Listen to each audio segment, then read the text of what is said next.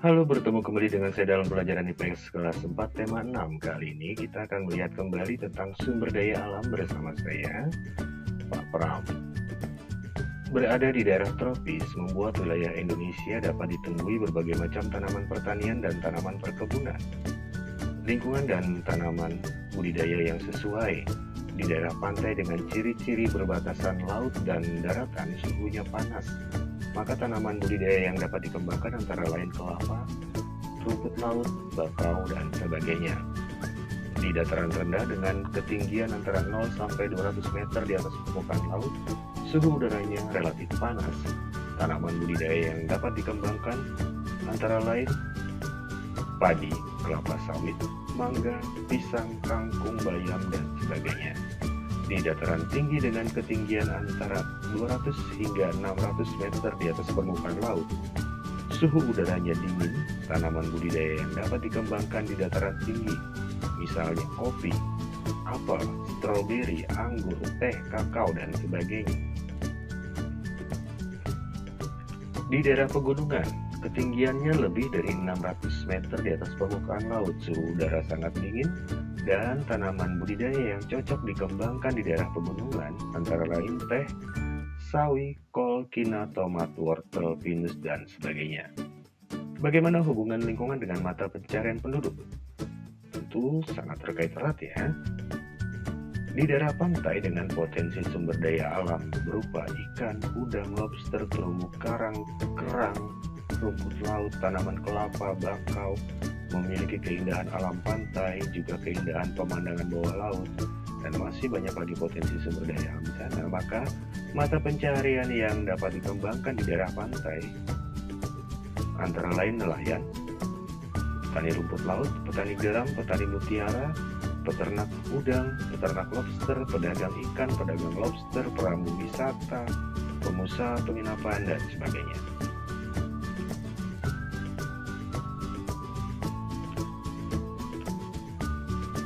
Di dataran rendah, potensi sumber daya alamnya antara lain padi, kelapa sawit, mangga, pisang, kangkung, bayam, kayu jati, dan sebagainya.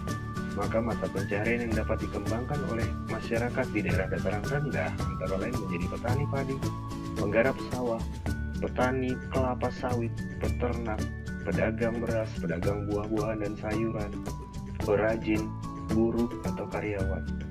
Di daerah dataran tinggi dengan potensi sumber daya alam seperti kopi, apel, stroberi, anggur, teh, kakao, hewan ternak, keindahan pemandangan alam, dan sebagainya, maka mata pencaharian yang dapat dikembangkan penduduk di daerah dataran tinggi antara lain menjadi petani teh, pekerja perkebunan, peternak, pedagang, perajin, pengusaha penginapan, pemandu wisata, dan masih banyak lagi.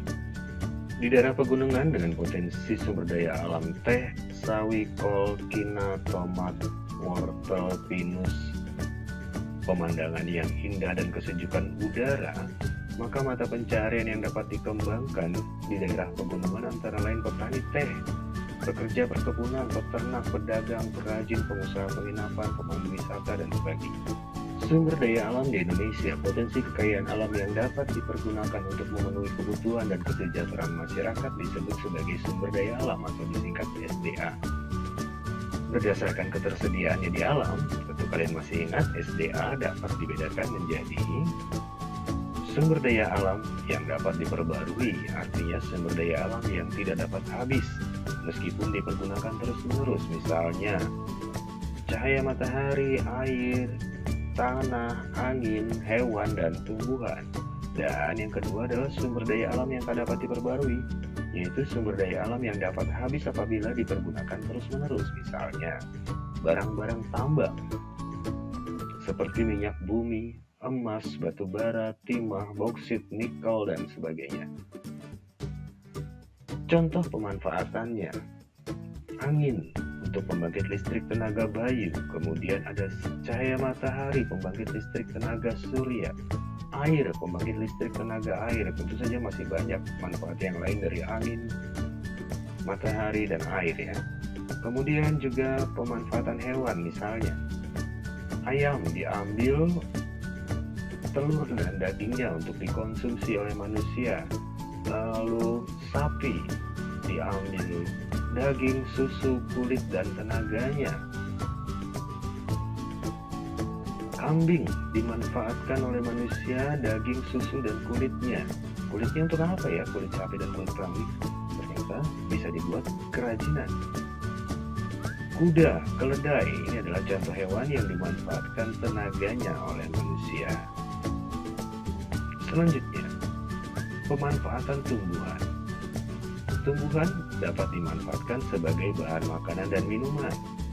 Padi, sayuran, buah-buahan, teh, kopi, kakao, dan sebagainya. Juga dapat dimanfaatkan sebagai bahan sandang, bahan dasar pakaian. Kapas, contohnya ya. Lalu ada bahan bangunan. Tumbuhan juga bisa dimanfaatkan sebagai bahan bangunan. Ada kayu kamper, kayu jati, dan sebagainya. Lalu dari tumbuhan juga dimanfaatkan untuk bahan industri dan kerajinan. Misalnya, pinus untuk bahan pembuatan kertas, jati, pembuatan furniture, rotan, pembuatan kerajinan juga, dan sebagainya. Masih banyak lagi. Untuk bahan obat-obatan, tanaman yang dimanfaatkan untuk bahan obat-obatan antara lain kina, jahe, ginseng, dan sebagainya. Sumber daya alam yang tidak dapat diperbarui, SDA yang tidak dapat diperbarui ini didapat dengan proses penambangan, karena biasanya adalah barang-barang tambang. Contoh pemanfaatannya, olahan minyak bumi, aftur, itu dipakai untuk bahan bakar pesawat terbang. Bensin dipakai untuk bahan bakar mobil, motor. Lalu ada solar untuk bahan bakar kendaraan bermesin diesel. Kemudian ada parafin, bahan dasar pembuatan lilin. Lalu ada oli yang digunakan sebagai minyak pelumas. Juga ada aspal untuk pengeras dan pelapis jalan. Ya, itu pemanfaatan olahan minyak bumi. Selanjutnya, barang tambang yang lainnya. Barang tambang yang lain misalnya ada batu bara, ini juga dipakai untuk bahan bakar. Kemudian ada emas, sering dipergunakan untuk perhiasan.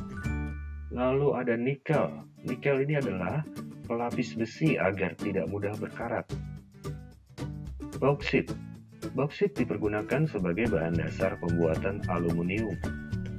Kemudian ada grafit yang dipakai untuk pembuatan pensil dan baterai kering. Juga ada belerang. Belerang ini biasanya dipakai untuk bahan obat-obatan, obat kulit, juga sebagai bahan baku korek api. Untuk dapat memenuhi kebutuhan hidupnya, manusia harus bekerja mencari nafkah dengan melakukan kegiatan yang bermanfaat dan menghasilkan rezeki. Mata pencaharian masyarakat biasanya sesuai dengan kondisi lingkungan sekitarnya. Cara seseorang melakukan pekerjaannya dapat dibedakan berdasarkan pemberi kerja dan pemberi penghasilan.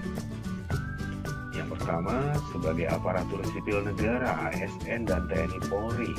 Yang kedua, sebagai karyawan. Dan yang ketiga, sebagai wirausaha atau wira swasta. Aparatur sipil negara dan TNI Polri mendapatkan gaji atau penghasilan dari negara karena mereka bertugas melayani, melindungi segenap warga negara. Kemudian, karyawan mendapatkan gaji penghasilan dari pemilik usaha atau perusahaan tempatnya bekerja. Yang ketiga, sebagai wirausaha atau wira swasta, mendapatkan penghasilan dari hasil pengembangan usahanya atau dari hasil kerja kerasnya sendiri. Nah, kita bisa lihat gambar ini, lihat contoh ASN, TNI Polri, para karyawan, wirausaha, ada petani, nelayan, pedagang, pengusaha. Nah, ini semua termasuk wirausaha. Petani, nelayan, dan pedagang juga termasuk wirausaha. Seorang wira swasta, wirausaha merupakan orang yang memanfaatkan sumber daya alam di sekitarnya dengan kemampuan dan modalnya sendiri untuk memenuhi kebutuhan hidupnya. Contoh orang yang bekerja sebagai wirausaha, pedagang, petani, peternak, nelayan, perajin, pengusaha di bidang properti, perusahaan, pengusaha pertambangan, dan sebagainya. Sikap yang dibutuhkan wirausaha agar sukses, yang pertama adalah tekun, ulet, dan rajin. Yang kedua, pantang menyerah. Yang ketiga, tidak mudah mengeluh. Yang keempat, selalu mau berusaha dan bekerja keras. kelima, berani mengambil resiko. Yang keenam, mampu menangkap peluang usaha. 7, memiliki visi dan tujuan yang jelas. Dan 8, memiliki perencanaan yang matang. Tentu saja perencanaan ini penting agar tidak merugi. Sikap dan karakteristik seperti di atas itulah yang membedakan seorang wirausaha dengan orang lain pada umumnya. Terima kasih sudah belajar bersama saya. Sampai jumpa kembali dan salam sehat selalu.